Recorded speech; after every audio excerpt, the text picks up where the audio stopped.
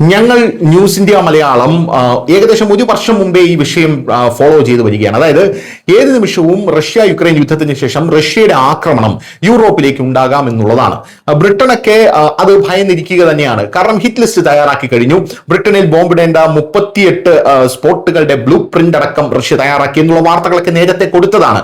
ഓരോ ദിവസം കഴിയുന്തോറും ഈ ഭയം വർദ്ധിച്ചു വരികയാണ്. ഇപ്പോഴിതാ റഷ്യയും ബ്രിട്ടനും തമ്മിൽ സംഘർഷം രൂക്ഷമാകുന്ന റിപ്പോർട്ടുകൾ പുറത്തു വരുന്നതിന് പിന്നാലെ സ്റ്റാർമറിന്റെ ഭീഷണി വകവയ്ക്കാതെ, അതായത് ബ്രിട്ടന്റെ പ്രധാനമന്ത്രിയായിട്ടുള്ള കെയർ സ്റ്റാർമറിന്റെ ഭീഷണി വകവയ്ക്കാതെ 98 റഷ്യൻ ഫ്ലീറ്റുകൾ ഇംഗ്ലീഷ് ചാനലിൽ പ്രവേശിച്ചിരിക്കുന്നു എന്നുള്ള റിപ്പോർട്ടുകളാണ് ഇപ്പോൾ ലഭിക്കുന്നത്.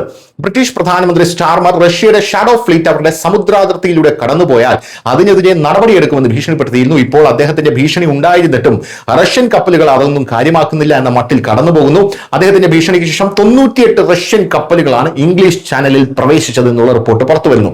ബ്രിട്ടന്റെ നാവികശേഷി പരിമിതമായതിനാൽ നടപടിയെടുക്കാൻ കഴിഞ്ഞില്ല എന്നുള്ളതാണ് പ്രധാനപ്പെട്ട കാര്യം. ഇത് ലോക രാജ്യങ്ങൾക്കിടയിൽ ബ്രിട്ടൻ വലിയ നാണക്കേടുണ്ടാക്കി എന്നുള്ളതാണ്. റഷ്യയുടെ ആ മൈറ്റി ഫോഴ്സ് എത്രത്തോളം ഉണ്ട് എന്ന് ബ്രിട്ടൻ മനസ്സിലാക്കിയ ഒരു സമയം കൂടെയായിരുന്നു ഇതെന്നുള്ളത് മറ്റൊരു കാര്യം.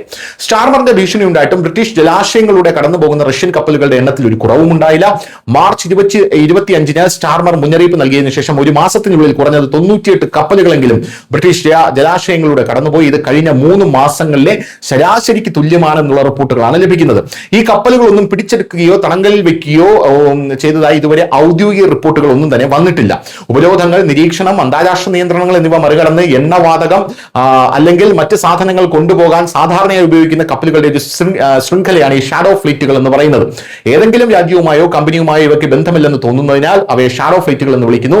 യുക്രൈൻ യുദ്ധത്തിൽ പാശ്ചാത്യ ഉപരോധങ്ങൾ ഒഴിവാക്കാൻ റഷ്യ ഈ കപ്പലുകൾ ഉപയോഗിക്കുന്നു. യഥാർത്ഥത്തിൽ ഒരു കള്ളക്കടത്ത് കപ്പൽ എന്ന് വേണമെങ്കിൽ നമുക്ക് പറയാം. ഈ കപ്പലിന് ഒരു രാജ്യവുമായിട്ടും ബന്ധമില്ല. ഏതെങ്കിലും ഒരു രാജ്യം ഈ കപ്പൽ ഇറക്കുന്നതായിരിക്കും, പക്ഷേ ഇതിൽ കൊടിയോ കാര്യങ്ങളോ ഒന്നും കാണില്ല എന്നുള്ളതാണ് ഈ കപ്പലിന്റെ ഒരു പ്രത്യേകത എന്ന് പറയുന്നത്. News desk news India Malayalam.